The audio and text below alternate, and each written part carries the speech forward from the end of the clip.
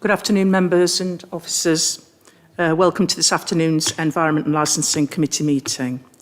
Agenda item 1, I have apologies from Councillor Smith. Are there any other apologies, please? Councillor Ellis? Yes, I have apologies for Councillor Roxanne Ellis. Thank you. Are there any substitutions? There are not. Okay, thank you very much. Moving on to item 2. The minutes have been circulated for 2 meetings, the 16th and the 23rd of April. May I have a proposer to approve those, please? Councillor Paling and seconder. Councillor... Oh, I've gone blank. I've gone blank. Clive Towsy Hinton. Apologies, I'm off my game. Thank you. Those for? Any abstentions? Lovely, that's carried. Thank you very much. There are no declarations of interest. Agenda item number 4 is to receive the report of the Head of Environment. This is just going to be presented by Rachel Tolson regarding pavement licences and changes. Thank you, Chair. The Business and Planning Act came to force in 2020. It was a temporary piece of legislation and it gave powers to the local authority to do various things during the COVID years. One of those things was to licence food and drink premises to put tables and chairs outside. This has been extended on an annual basis up until the end of September this year. Then the Levelling Up Act and Regeneration Act has made this part of the Business and Planning Act permanent. So previously it was done by the Nottinghamshire County Council under the Highways Act, but now it's going to be a permanent function of local authorities like ourselves. This allows us to give licences only for food and drink premises, to put furniture outside like tables and chairs, barriers, heaters, planters, and also furniture that allows them to sell food and drink from their premises outside. So what we're looking for today is for members to note that the functions have now been made permanent and to delegate those functions to director level, It came in fairly suddenly in March, so we are currently drafting a policy for the pavement licensing, and we're also working on the fee setting.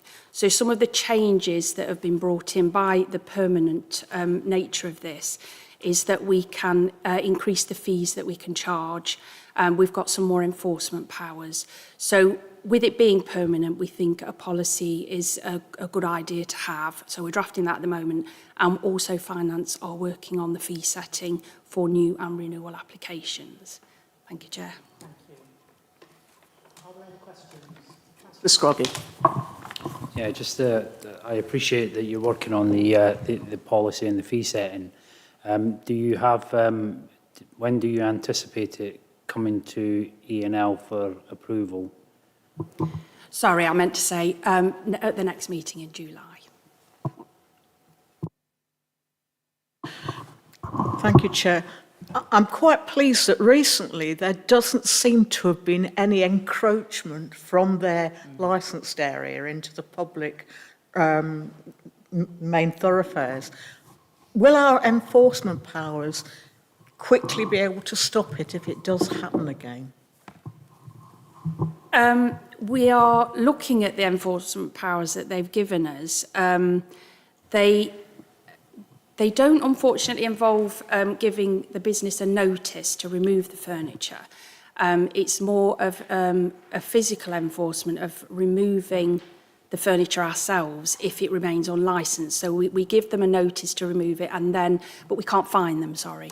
So it's then a case of going down and removing the furniture. So this is something that we're going to look at in the policies to how we apply that. It's interesting because a lot of the premises we have, often the outside area or the couple of metres outside the premises is not highway anyway, so that wouldn't come under this. So currently we've only got 7 premises under this piece of legislation with tables and chairs outside. So the first thing we look at is who owns the land, and if it's not highway, it doesn't come under this. So we're not sure at this stage how many we're going to have. But in terms of enforcement, we're looking closely at the guidance, and then we'll bring that back to the next meeting so you can have a look at what you think we should do. Thank you. Thank you. Any further questions? Smashing. Okay, well, we'll move to the recommendations then, as are in your bundle. You don't need me to read all 4 of them. May I have a proposer, please? Councillor Palin and a seconder. Councillor Elliott, thank you very much. Those 4? That's unanimous. Thank you very much. Okay. Item 5. There are no other items that I consider urgent. Moving on to item 6 is the exclusion of the press and public.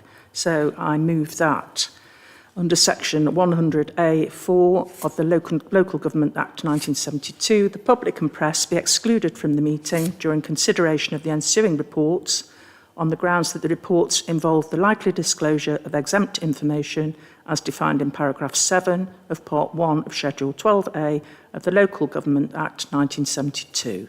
May I have a proposer, please? Councillor Nayok and a seconder. Councillor Palin. Those 4? That's unanimous. Thank you very much.